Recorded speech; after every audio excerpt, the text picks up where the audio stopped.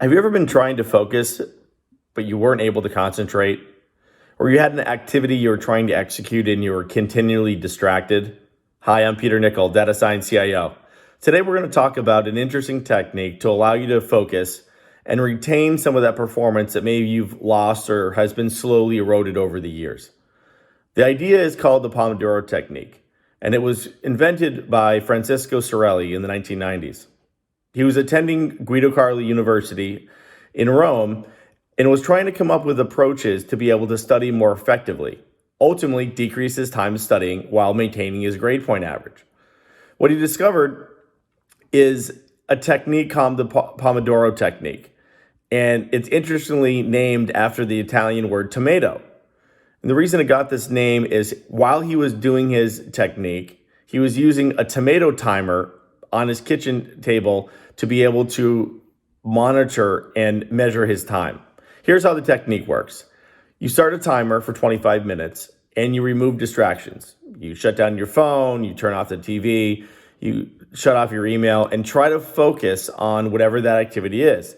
Maybe it's strategic thinking or executing an activity or modeling some type of spreadsheet. Whatever it is, you focus for 25 minutes uninterrupted, after which you take a 5-minute break.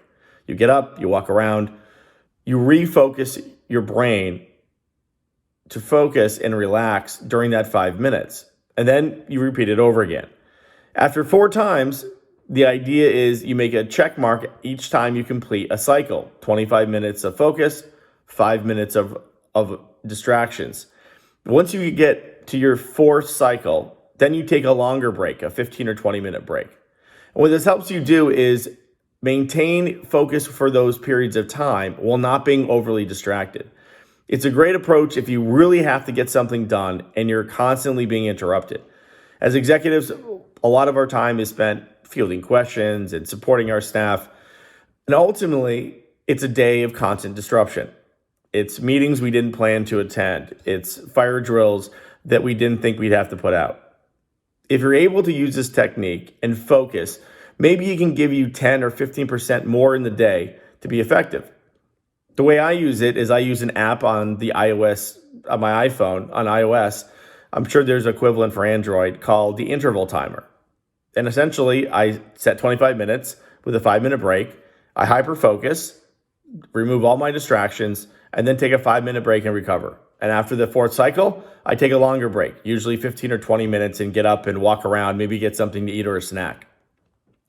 So as you're thinking about your week, what happens if you hyper-focus and got 15 or 20% back, 4 or 5, maybe even 6 hours a week back, that you could reinvest in something more strategic?